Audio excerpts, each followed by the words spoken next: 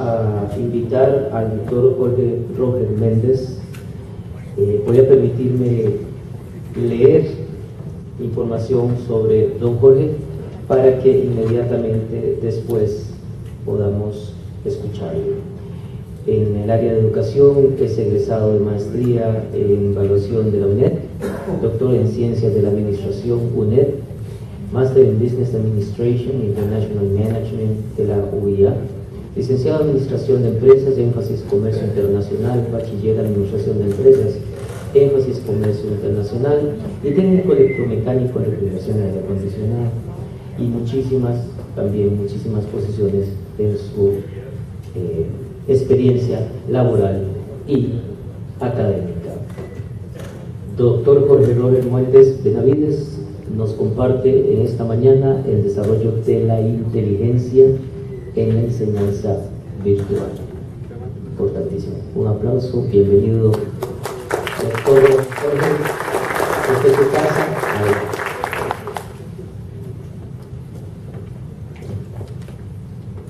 Buenos días aún.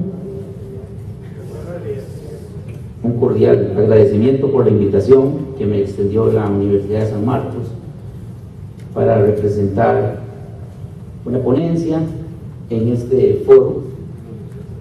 Un saludo a los expositores, a los miembros presentes y a los organizadores y organizadoras del evento. Uno programa una ponencia para un foro tan importante como este, pero como decía Jim Collins, después de que hizo una investigación a las 11.800 empresas inscritas en la Bolsa de Valores de Nueva York, que los verdaderos líderes lideran haciendo preguntas. Y después de escuchar la excelente presentación de la doctora Vera Rex y escuchar también las interrogantes que ustedes plantean, se pone uno a pensar seriamente si esta ponencia que yo traía aquí ya estructurada verdaderamente representa los intereses del auditorio, ¿no?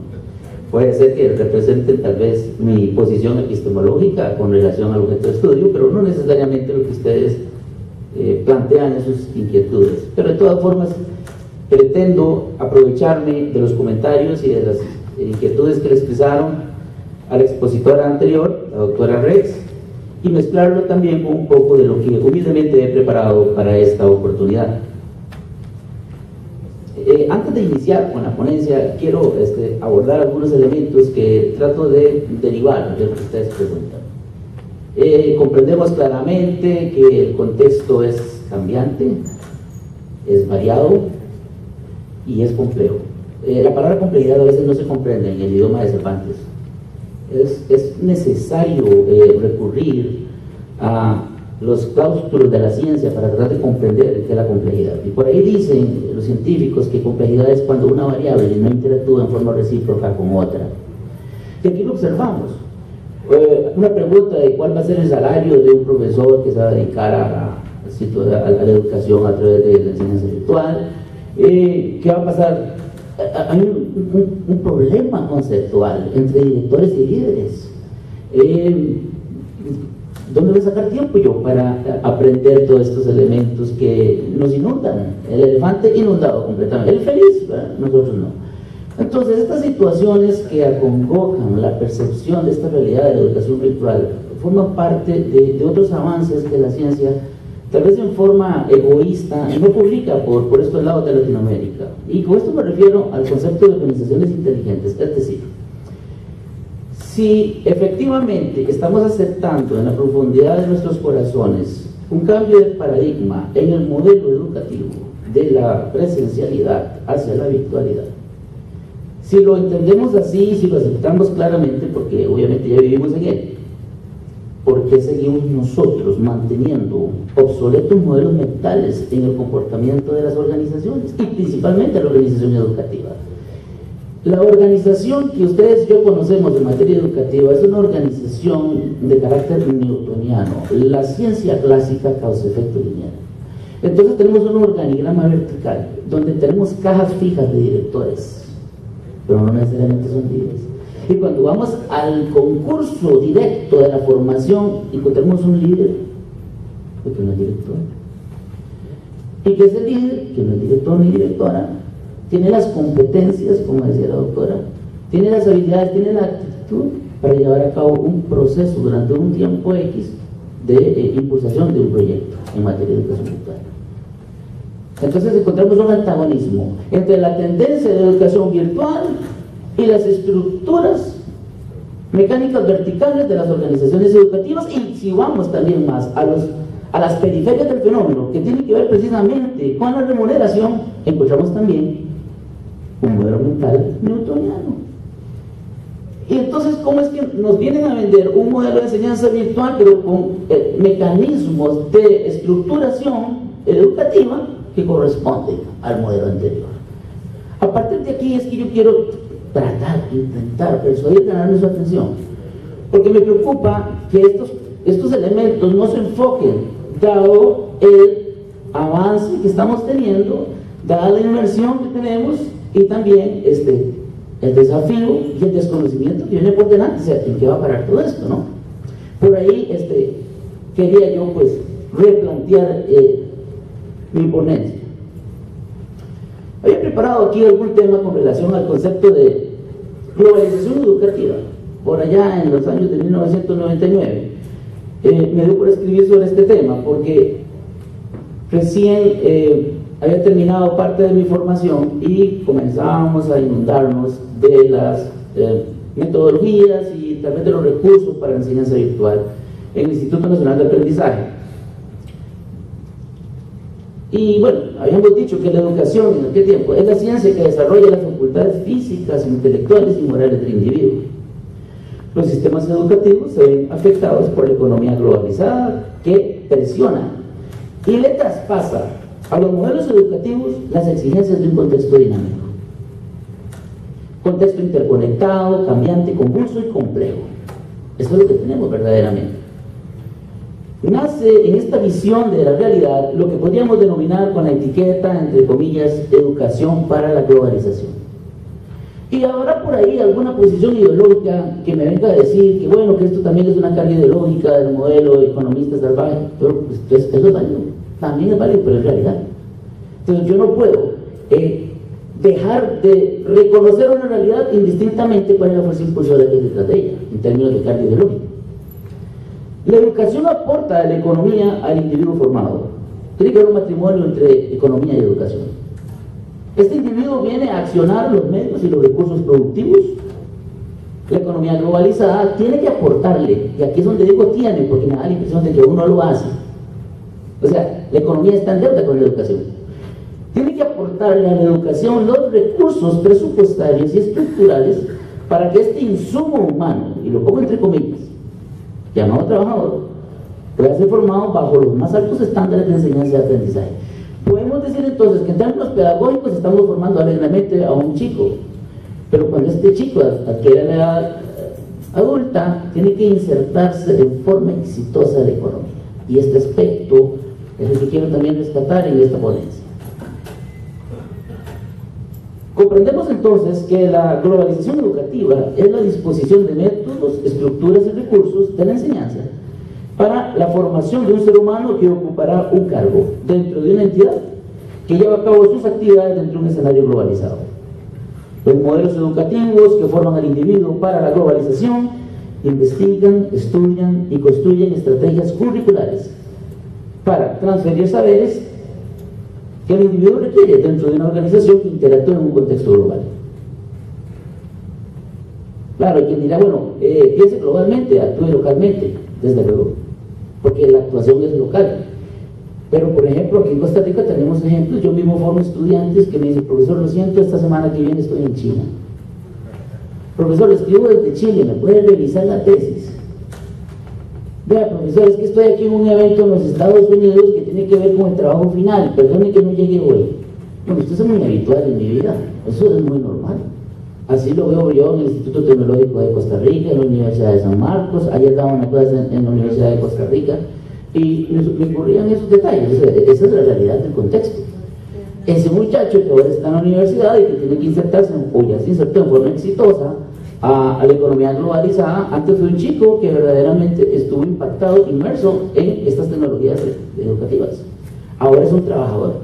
Entonces esta fase de estudiante virtual a un trabajador virtual a un ambiente cibernético de trabajo, hay que contemplarlo en los currículos. En este orden de ideas, el desafío es tan formidable que las instituciones educativas no tienen otro rumbo que unir sus fortalezas para garantizar que la enseñanza y el aprendizaje sea lo más completa posible y proporcione el mayor impacto positivo para la sociedad. Este individuo debe educarse para afrontar las vicisitudes y cambios que le impregna la globalización en los escenarios socioproductivos. El individuo no se educa solamente para sobrevivir, se educa para competir. Aquí quiero hacer un espacio. Parece ser que el ser humano está diseñado para sobrevivir. El cerebro humano no está diseñado para competir. Hay que formarlo para competir.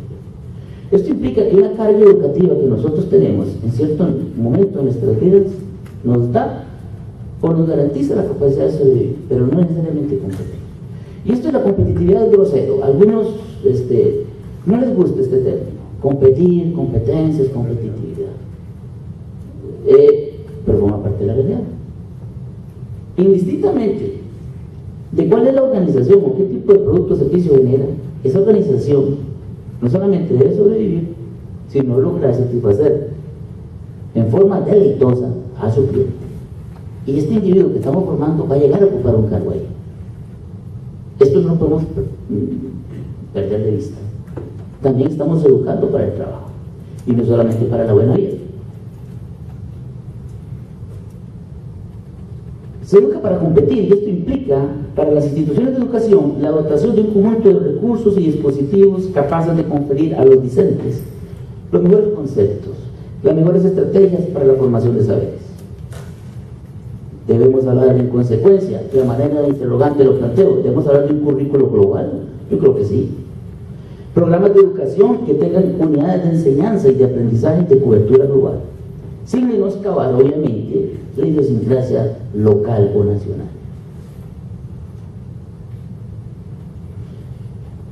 ¿Cuánta virtualidad tenemos actualmente en los modelos de enseñanza?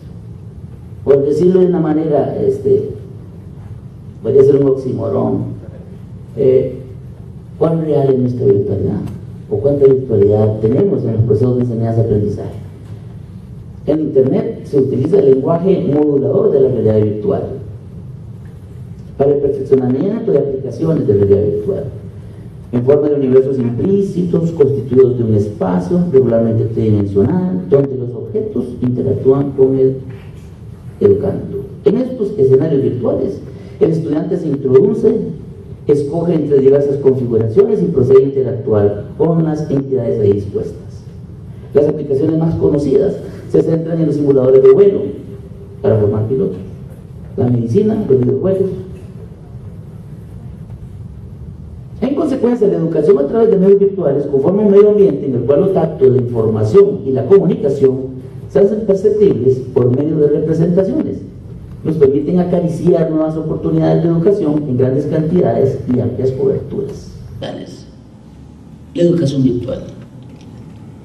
Esta desmitificación pasa por comprender que la realidad no es posible empaquetarla en bolsas de 2 kilogramos como se empaca el arroz.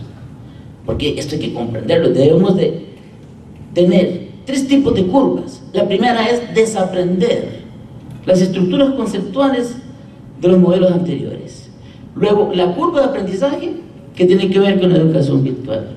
Y no porque usted la adquiere, puede quedarse ahí. Usted tiene que tener una nueva curva, la actualización cognitiva. Desaprendo lo viejo, aprendo lo nuevo y me mantengo cognitivamente actualizado. El inconmensurable aporte de la virtualidad a los procesos de enseñanza radica en la transferencia conceptual cognitiva, la cual se facilita con los medios virtuales.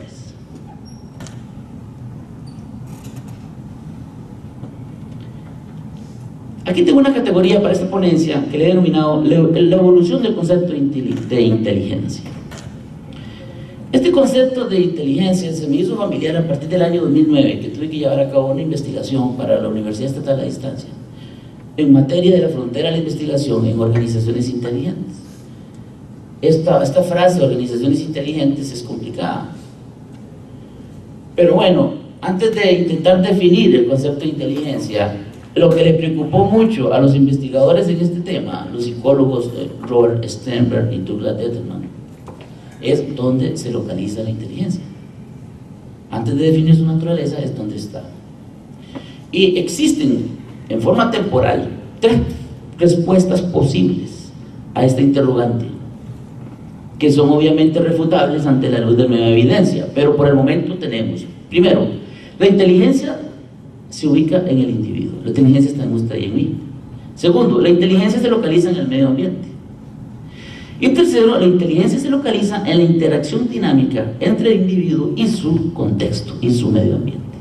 Y esta última definición es la que hay que aprovechar para poder desarrollar nuevos modelos de formación a través de la enseñanza virtual. Hay un concepto en este campo de investigación que se denomina neuroplasticidad.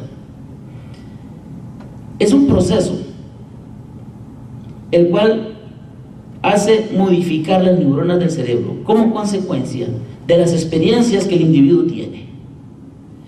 Cuando yo educo, someto al individuo a una serie de escenarios donde sus cajas conceptuales van transformándose.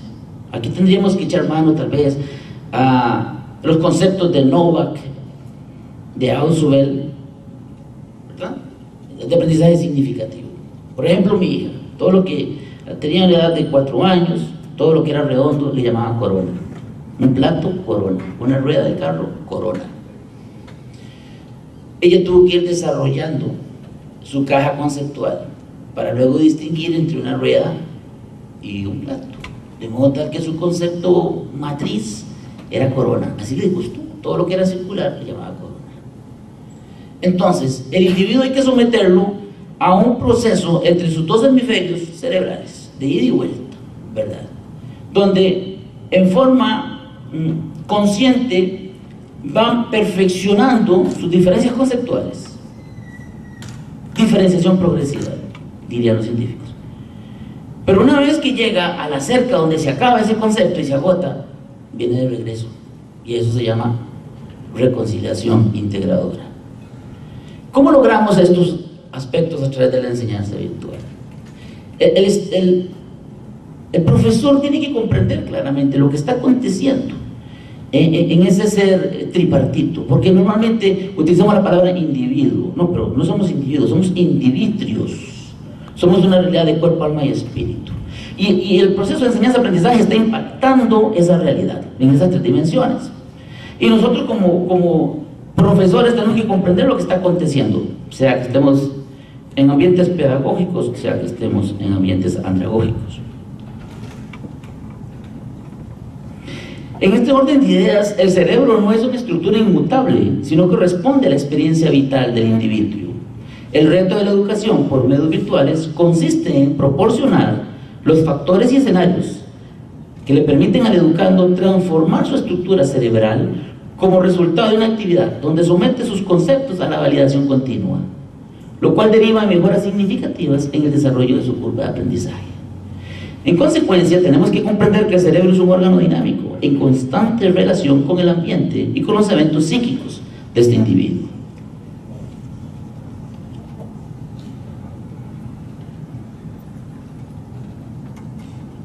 Entonces, nosotros como profesores y como estudiantes también, yo cumplo en mi persona ambos roles, estamos continuamente adaptándonos a lo viejo, adaptándonos a lo nuevo y manteniendo nuestra estructura de comportamiento humano en una actualización cognitiva. ¿Qué viene a hacer aquí las redes sociales? Como tal vez el último ratio o expresión de comunicación social. Bueno, las redes sociales, ustedes lo saben muy bien, le marcan la pauta y el ritmo al dinamismo de la economía, así de sencillo. Queremos decir con esto que la información es tan importante, que la información modula, persuade a comportamientos humanos que al final terminan afectando los indicadores económicos. Es decir, en economía comprendemos claramente que antes de explicar una oferta o una demanda, debemos comprender el comportamiento humano. Entre mejor sea la auscultación que hacemos del ambiente, mejor información reuniremos y mejores posiciones podremos adquirir. ¿Qué buscamos? La prevención de comportamientos tóxicos, tanto en la sociedad como del individuo que estamos nosotros formando por medios virtuales. ¿Qué es un comportamiento tóxico? Aquel comportamiento que hace incrementar los costos, aquel comportamiento que conduce a hierros, a equivocaciones en el proceso de socialización y en el proceso de producción. Cuando nosotros prevenimos estos comportamientos tóxicos, incrementamos las probabilidades de éxito y garantizamos un proceso de desarrollo de la inteligencia ajustado a los últimos recursos, gracias a la vigilancia del contexto. Los medios de educación virtual no solo nos permiten mejorar nuestra caja de conceptos, sino también vigilar el contexto y adaptar nuestro comportamiento para insertarnos y mantenernos insertos en forma exitosa. Porque quien ingresó exitosamente hace un tiempo a un sector económico, pero no mantuvo su actualización cognitiva, no quiso aprender los nuevos avances, y entonces se quedó con su modelo mental añejo. A partir de ahí identificamos un comportamiento tóxico para la persona, tenemos un costo en la organización y tenemos un hierro en la sociedad. Quiero terminar esta presentación, esta ponencia, al filo del mediodía, con la pregunta: ¿cómo podemos denominar el trabajo del nuevo troquel? Nosotros somos trabajadores simbólicos. Ustedes y yo somos trabajadores simbólicos. ¿En qué consiste esto? Nosotros trabajamos con un insumo llamado dato, procesamos datos y suministramos nuevos datos como resultado de nuestro trabajo. Es decir, somos trabajadores simbólicos que construimos significado por medio de un trabajo regulado, sistematizado, controlado por redes, plataformas tecnológicas, virtuales. Tenemos compañeros de trabajo en distintas partes del mundo, con distintos horarios, con diversidad cultural, en medio de un ciberambiente laboral. La gran mayoría de nosotros podemos ser denominados cibertrabajadores, es decir, aquellos que producimos significados simbólicos por medio de redes de comunicación. Este es el primer foro costarricense de educación virtual. Me imagino que el segundo foro no será presencial, será virtual seguramente. El trabajo cibernético empieza a constituir el trabajo del futuro. Los sistemas reguladores de la economía nos llevan a estructurar organizaciones vinculadas a los sistemas de información interconectados por Internet. La educación por medios virtuales tiene el menudo desafío de proporcionar a la sociedad, al Estado y al sector productivo el individuo formado que va a fungir en una sociedad compleja, sistemática, cibernética. Ofrezco mil disculpas por un montón de conceptos que tal vez a ustedes se les hagan nuevos o un poquito complicados. Quiero agradecer la atención suministrada a esta humilde ponencia. Les deseo un agradecimiento de mi parte. Buenas tardes.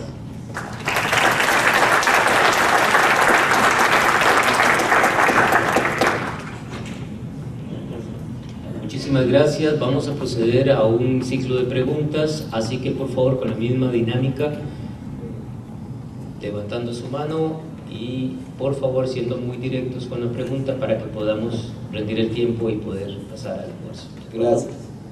Fernando Chávez, Colegio San Jorge, pregunta que empieza con ¿por qué? ¿Por qué piensa usted que los académicos no han demostrado tanta inteligencia cuando sobresaturan carreras profesionales universitarias, como pasa con la docencia, que se gradúan 8.000 o 10.000 docentes nuevos por año? Yo no veo que se construyan 500 colegios para que tengan trabajo. No demuestran inteligencia con esa actitud. ¿Poca inteligencia? ¿O a qué inteligencia se trata? La educación es un gran negocio. Sí, hay 8.000 clientes por año.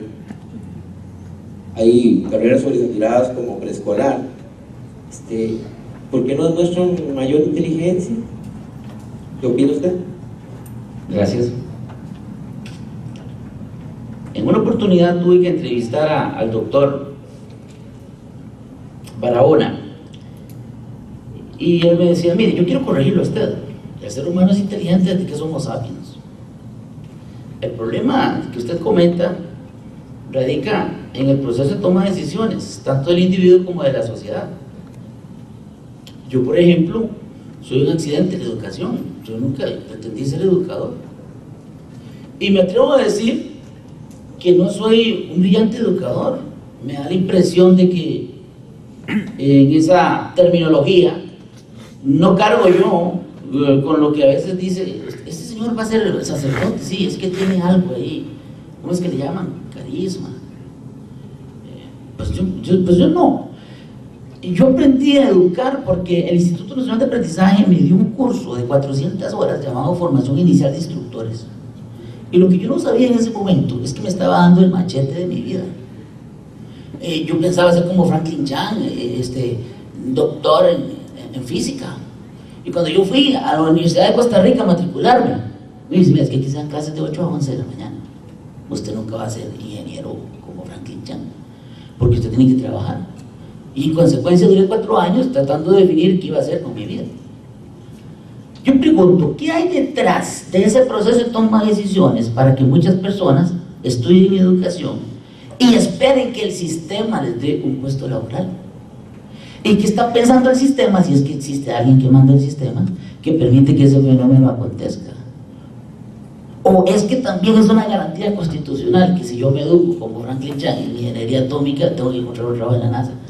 Aquí hay que responder una serie de inquietudes, porque entonces le estamos enmendando al Estado el deber particular de hacerme feliz a mí como individuo y no necesariamente como sociedad. La verdad es que no tengo una respuesta para usted, tengo más preguntas también.